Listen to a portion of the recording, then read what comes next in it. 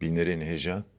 Di videoya da em bi awayekî ki Kurt felsefeya Pisagoras û hinek gotinên wî hinek ramanên wî raberê we bikin ku gotiye matematik kilîda gerdûnê ye. Pisagoras dahiyek piralî û xwediyê berhemekê matematikê a xwezayî bû. Kesên ku çûne dibistanê bêyî guman haya ji teorema Pisagorasê heye û pê dizanin. Fêlîzofê ku carê yekêm ramanên kar e an jî em bibêjin çarçik û ku hêza sêma hejmarekê kîf kiriye û wan tê gihandê arîtmatikê de bikar aniye dîsa Pisagoras e. Peyva teorî bi saya xebatên wî gihîştiye maneya xwe ya îro. Her wiha li gor zanînên berdestî peyvên felsefe û kozmosê jî ji alî wî ve hatine vedîtin û bikaranîn. Tesîra wî demekî gelek dirêj berdewam kiriye. Dîsa kesî ku carê yekêm tekiliya matematikê bi felsefeyê re daniye dîsa Pisagoras e. Pisagoras ew kesek ku gotiye xebitîna gerdûna maddî bi têgehên matematikî dikare were vegotin.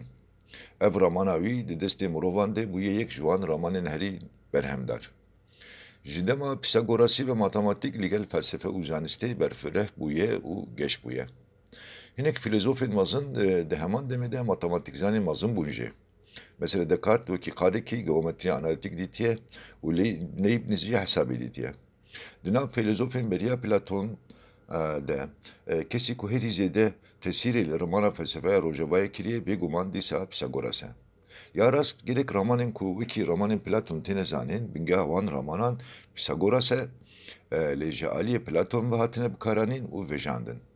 Mesela ramana zanîniyên me, zanîniyên jiyana me ya berê ne û ramana sazûmana matematikî xwe li hemû dorhêla cihana fizîkî rapêçaye ramanên berbiçavin.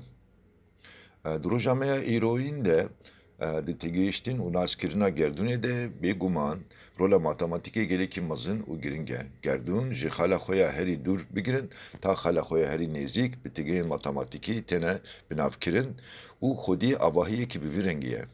Ramana ku Einstein û gelek zanyarên din ber bi baweriya xwedayekî ku li pişt gerdûnê veya ajotiye dîsa ev raman e. Ev ramana hemû tiştên ku di gerdûnê de hene dikarin bi hejmaran werin bigotin piştre ji aliyê Platon ve bi awayekî berfireh hatiye bikaranîn.